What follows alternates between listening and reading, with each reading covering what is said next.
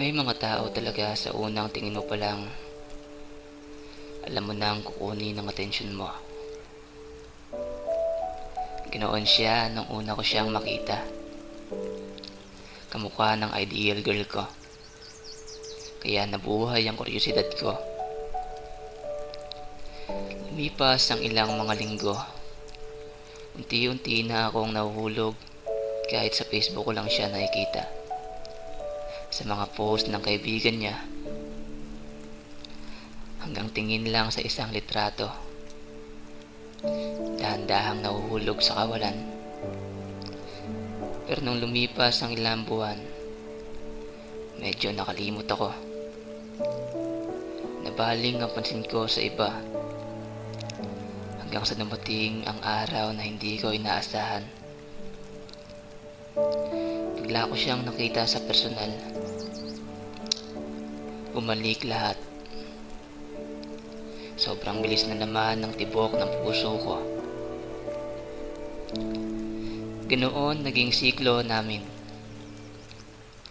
Minsan nakakalimot ako, lalo na nung nalaman kong magkaiba kami ng shift sa iisang classroom.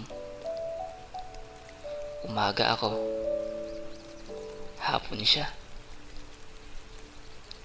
Parang wala lang nung una, pero mapaglaro ang pagkakataon. Naging madalas ang pagkikita namin sa tambayan ng isang karaniwang kaibigan.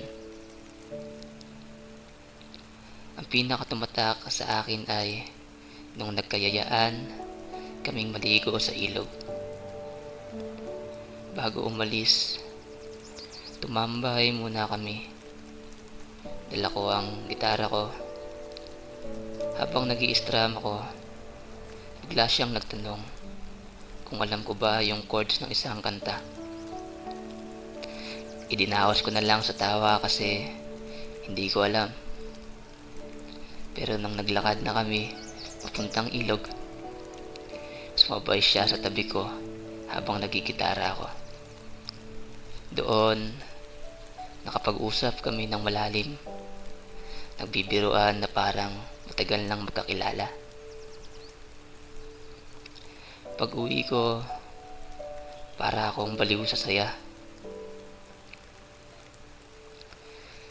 Sa swerteng pagkakataon, naisama ako sa group chat nila. Kaya nalaman ko ang Facebook account niya. Habang nag-i-stalk ako sa profile niya ay nagloko ang cellphone ko. Biglang nag-hard touch. At sa hindi sinasadya, na-like ko ang isang lumang picture niya. Kinabahan ako ng sobra.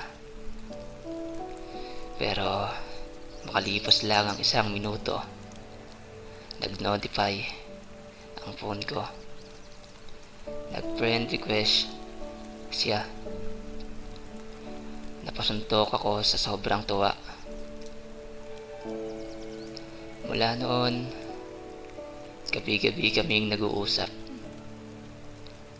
Mabilis kaming nagkasundo sa mga trip. May mga kilig moments pa nga. Tuwing kasama ko siya at ang barkada, pakiramdam ko nawawala lahat ng mabibigat kong problema. Dahil sa pag-asang may tsansa ako,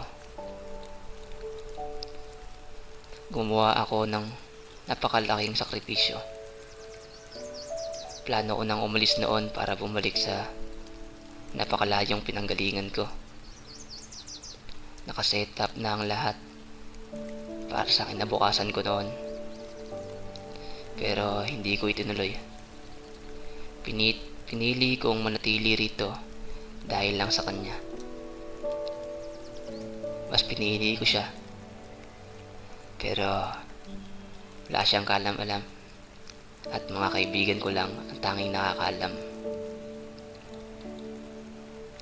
At doon na pumasok ang pinakamahapding bahagi ng kwento ko. Sa gitna ng labis na saya, Bigla akong nalaman ang katotohanan. May nagmamahal na pala sa kanya. At ang masakit pa ay sila na. Parang huminto ang mundo ko. Natuliro ako sa sobrang sakit. Nauwi sa lahat ang tahimik kong sakripisyo. Kahit matagal nang tumigil ang komunikasyon namin, gabi-gabi pa rin akong nalulugmok. Sinasabi ng utak ko na wala akong karapatang masaktan. Pero bakit? Mahal ko pa rin siya. Ang pinakamapait na bahagi ay kinakaharap ko araw-araw. Ang lalaking nagmamay-ari sa kanya ngayon ay kaibigan din namin. At sa sobrang close kami, tuwing pumupunta ako sa bahay ng kaibigan namin yun,